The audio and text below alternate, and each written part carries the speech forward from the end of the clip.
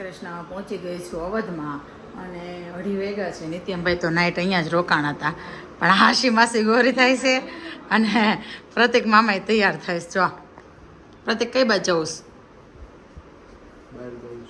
બહાર જવું નિત્યમ પ્રતિક મામાને બહાર જવું જવું હશે કે રખડવા બખડવા કે તો ચોકની ડબ્બી મને નથી ખબર,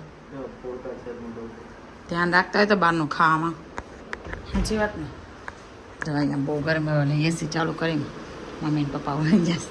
હાશી હંતાઈ ગઈ છે, હાશી હંતાઈ ગઈ છે. ગઈ હતી દ્વારકા તો કાલે હાથમાં ટ્રેનિંગ આવી ગયું છે તો ભાઈ ચણાનો લોટ લગાવતી કઈ ગઈ ચણાનો લોટ. આમ જો આ અમારા રાશિ જોરી જોરી જોરી હા ના અમારા રાશિબેનનું કામ હો. જો ચણાનો લોટ પેલા લગાવશે તો એ ઢોળશે એટલું અને પછી સાફ એટલું કરશે.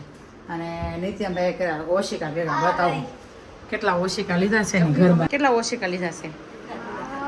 બસ ખાલી થોડા કેટલા જ લીધા, બહુ ઝાઝા નહીં. તો આ બધા જેટલા ઘરમાં ઓશિકા ને બધું હતું લઈ લીધું. ગોતે છે ચોકની ડબ્બી, હવે શું કરે ભગવાન જાણે. એને ચોકની ડબ્બીમાં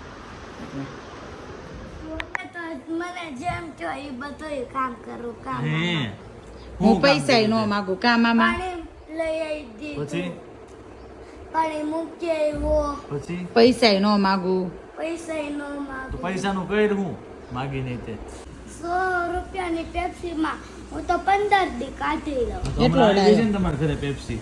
હે હમણાં તમારા ઘરે પેપ્સી આવી ગઈ છે ને? કેટલી બેગ ગરમી છે, અંદર બેઠો છું ને તોય ગરમી છે. પેપ્સી લેતે જમવા માટે. આમ જોવાનું આખું લાલ ટમેટું બની ગયું એમને મારી નવી હો આખી એમને ટમેટો બની ગયો લાલ. જો ભાઈ નિત્યમ લખે છે ને મારા મમ્મી કે પ્રતિક હરખો બેસ, પ્રતિકડે હરખો બે.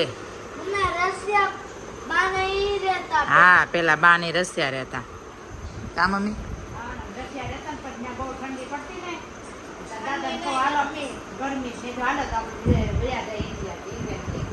પછી ઇન્ડિયા આવી એવા રશિયાથી સમજો તું.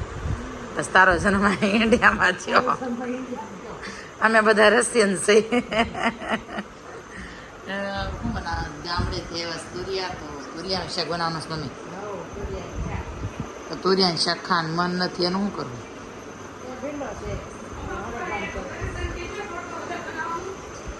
હા કીધું હો.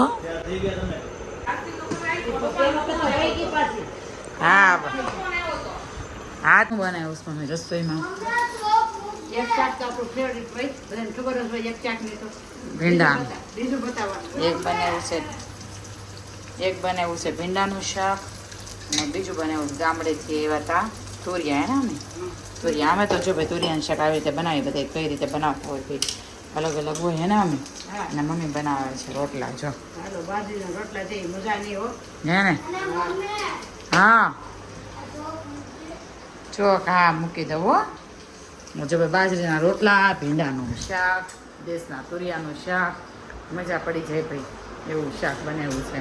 અને તું મૂકી દે સોફાના કવરે હરખા કરીને ખાલી ઊભો થા.